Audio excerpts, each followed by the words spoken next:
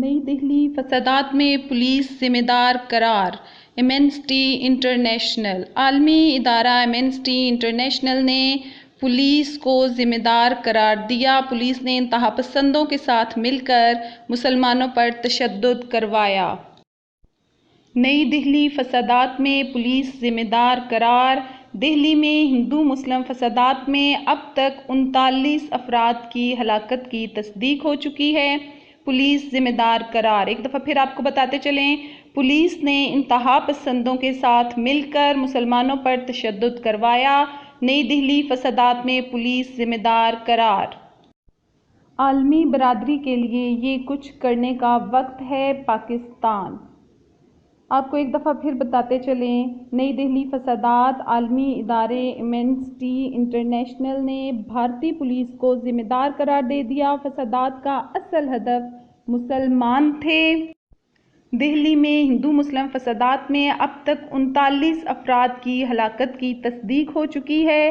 Police ذمہ دار قرار۔ نئی دہلی فسادات عالمی ادارے ایمنسٹی انٹرنیشنل نے بھارتی پولیس کو ذمہ دار قرار دے دیا۔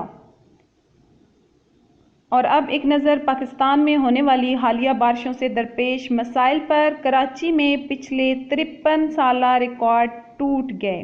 جی ہاں، یوں رحمت بنی زحمت۔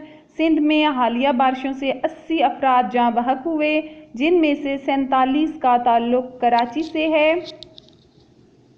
سندھ، پنجاب اور بلوچستان حادثے 17 افراد جاں بحق۔ سوات اور اپر کوہستان میں سیلابی ریلوں سے تباہی 16 افراد جاں بحق۔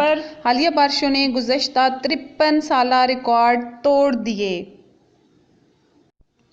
اور آپ کو بتاتے چلیں کہ یکم ستمبر سے پٹرول کی قیمتوں میں 5 روپے فی لیٹر اضافہ ہونے کا امکان۔ پٹرول 7 روپے اور ڈیزل کی قیمت میں 8 روپے تک اضافے کی تجویز۔ مزید اپڈیٹس کے لیے سبسکرائب کریں ہمارا چینل میتھس ٹیچر۔ آپ ابھی سن رہے تھے میتھس ٹیچر نیوز۔